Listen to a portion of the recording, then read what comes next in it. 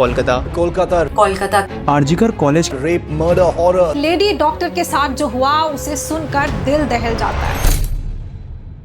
9 अगस्त Kolkata RG Kar medical college incident public के सामने आने के बाद पूरे देश में तहलका मच गया।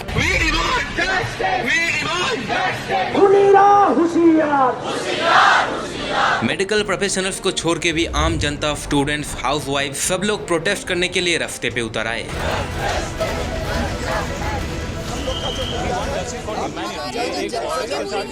लेकिन देश में इस सिचुएशन में भी इसी हफ्ते 4 और ब्रूटल रेप केसेस सामने आए। हॉस्पिटल से घर जाने के टाइम एक नर्स की रेप एंड मर्डर उत्तराखंड, एक टीनेजर की gang rape and murder Muzaffarpur Bihar, एक 30 साल का आदमी एक 3.5 साल की स्कूल गोइंग नर्सरी स्टूडेंट का रेप करता है, वो भी स्कूल वैन के अंदर, जमशेदपुर झारखंड, एक 22 साल की लड़की का रेप और मर्डर करके रोड साइड में फेंक दिया जाता है, अगेन वेस्ट बंगाल। ऐसा नहीं है कि ये जाहिल लोग कुछ जानते नहीं है देश की सिचुएशन के बारे में। इनको साफ पता है कि अगर कोई भी रेपिस्ट इस सिचुएशन में पब्लिक के हाथ लग गए तो पब्लिक उनको जेल नहीं भेजेंगे बल्कि खुद ही उसको सबक सिखा देंगे।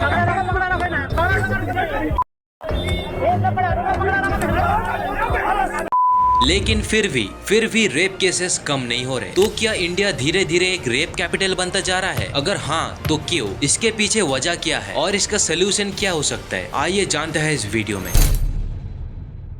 आरजीकर मेडिकल कॉलेज इंसिडेंट को ऑलरेडी 1 हफ्ता हो चुका है और सबको सब कुछ मालूम है, लेकिन फिर भी जिनको नहीं पता उनके लिए मैं शॉर्ट में बता देता हूँ। तो हुआ ऐसा था कि 9 अगस्त रात के 12:30 बजे कोलकाता आरजीकर मेडिकल कॉलेज की एक female post graduate trainee doctor अपनी 36 घंटे की शिफ्ट कंप्लीट करने के बाद उसी हॉस्पिटल के सेमिनार हॉल में रेस्ट करने के लिए चली जाती है। वो अपनी और 4 जूनियर डॉक्टर्स के साथ सेमिनार हॉल में डिनर करती है और वहीं पे अकेली रुक जाती है रेस्ट करने के लिए।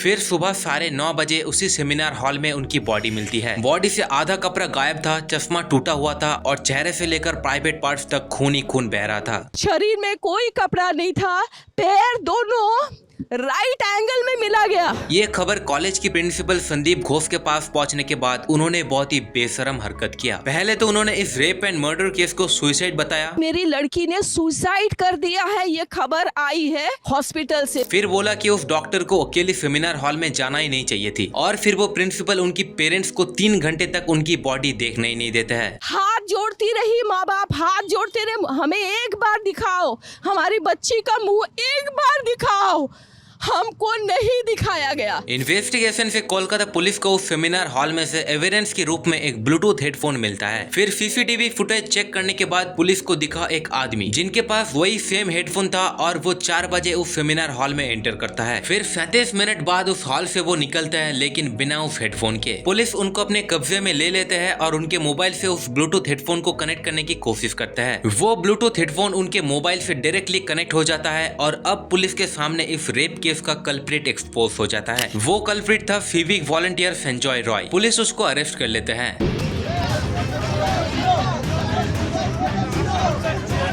लेकिन बात तो तब बिगड़ी जब उस डॉक्टर का ऑटोप्सी रिपोर्ट सामने आया। उस रिपोर्ट में लिखा हुआ था कि उस लेडी डॉक्टर का बहुत ही ब्रूटल तरीके से रेप किया गया है, जिससे उनकी आंख, मुंह, लिप्स, गर्दन, बेली, लेफ्ट लेग और प्राइवेट पार्ट से खून बह रहा था। लेकिन एक 31 ईयर ओल्ड वुमेन को एक अकेला आदमी जो नशे में था वो इतना चोट नहीं पहुंचा सकता। इसलिए लोगों के सामने क्लियर हो चुका था कि ये एक गैंग रेप है। सारे medical professional, students, teachers, housewife सब लोग रास्ते पे उतर आए प्रोटेस्ट करने के लिए। बहुत सारे सोशल मीडिया कैंपेन भी चलाया गया जिसमें बहुत सारे सेलिब्रिटीज भी अपना सपोर्ट दिखाया। और जब पढ़ लिख कर डॉक्टर बनती, मेरी मां ना खोती उसकी आंखों का मोती। रात बहुत थी, कपड़े ऐसे पहने थे, अकेली निकली थी, ये कैसा तर्क है?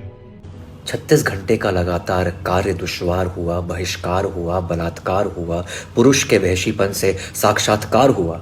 वो जानवर है, उम्र, वक्त, कपड़े, उसके लिए क्या फर्क है?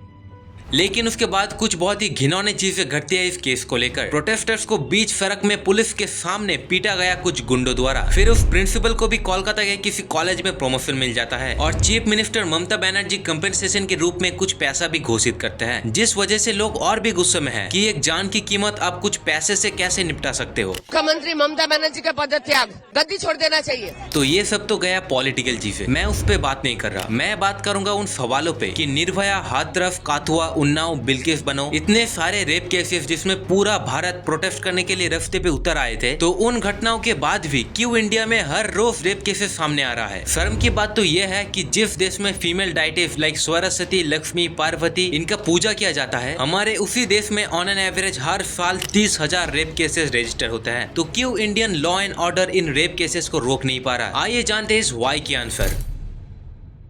पहला कारण है समाज में फैला हुआ एक डीप रूटेड पेट्रियार्कल माइंडसेट, जिसके चलते एक सोसाइटी मेल डोमिनेटेड सोसाइटी बनता है। लड़कियों को ऑब्जेक्टिफाई करना, अरे बहुत अच्छा माल है यार, उनके ऊपर हाथ उठाना, डोमेस्टिक वायलेंस करना, ये सब कुछ एक पेट्रियार्कल सोसाइटी का कैरेक्टरिस्टिक्स है। और अनफॉर्चुनेटली कुछ सिटीज को छोड़ के पूरे इंडिया में आज भी यही चलता आ रहा है। औरत को पैसा किस लिए चाहिए? कोई जरूरी नहीं है नौकरी करना। तो नौकरी के क्या मतलब है? लेडीज को तो घर पे रहना चाहिए। 2 लगने के बाद वो सेट हो जाएगी। मार भी सकता है, 1-2 रैपट मार भी सकता है वो। इंडिया के अंदर ऐसे सोसाइटी बनने के पीछे इंडियन सिनेमा इंडस्ट्री यानी बॉलीवुड एक बहुत ही बड़ा रोल प्ले करता है। बॉलीवुड में बना हुआ एनिमल और कबीर सिंह जैसी मूवी समाज में डोमेस्टिक वायलेंस को नॉर्मलाइज करते हैं। कम लिख माय शो। हमारे माँ बाप के बारे में कुछ भी बोले जा रहा है ये आदमी। कभी डोंट प्लीज। इसके साथ कुछ फेमस गाने भी है जो लड़कियों को ऑब्जेक्टिफाई करता है। और इंडिया में पापाराजी कल्चर की तो बात ही अलग है। दूसरा रीजन है जिनके साथ रेप हुआ है उन्हीं विक्टिम्स को गलत ठहराना, सारा इल्जाम उन्हीं के ऊपर लगाना। जैसे कि हमारा तो कोई दोष ही नहीं है, वो लड़की छोटी ड्रेस पहनी थी, उस लड़की को रात में अकेली नहीं निकलना चाहिए थी, हम तो बस उसको सबक सिखाने के लिए कांड किया। इसी वजह से बहुत से रेप केसेस तो रिपोर्ट भी नहीं होता कि कहीं सोसाइटी उनको बहिष्कार न कर दे, उनको एक स्टिग्मा न बना दे। कि मैंने आज तक ये बात अपने पेरेंट्स को भी नहीं बताई है। बचपन में जब मैं छोटी थी तो मुझे बहुत ही गलत तरीके से किसी ने टच करके वो इंसान भाग गया।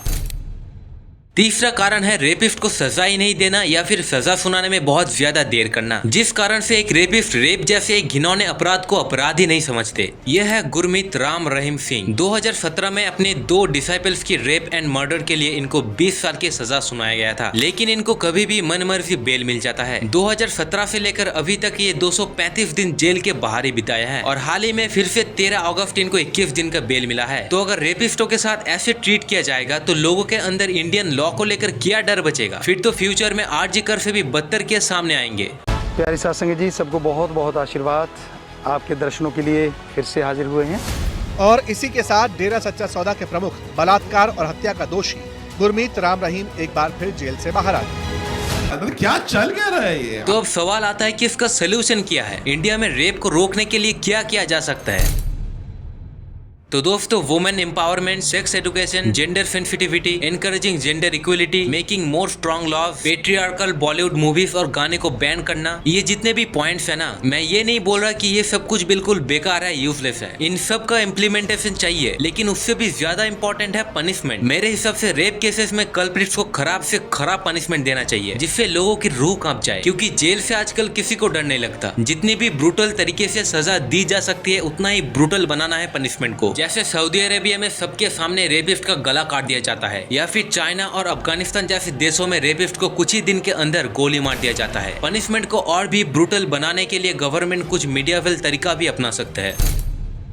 तो दोस्तों, ये वीडियो मैंने इसीलिए बनाया ताकि लोगों की मन में कम सही लेकिन थोड़ा अवेयरनेस पैदा हो सके। बाकी सब कुछ आप पे ही है। अपने फ्रेंड्स, फैमिली, रिलेटिव सबके साथ ये वीडियो शेयर करें ताकि वो भी थोड़ा अवेयर हो सके।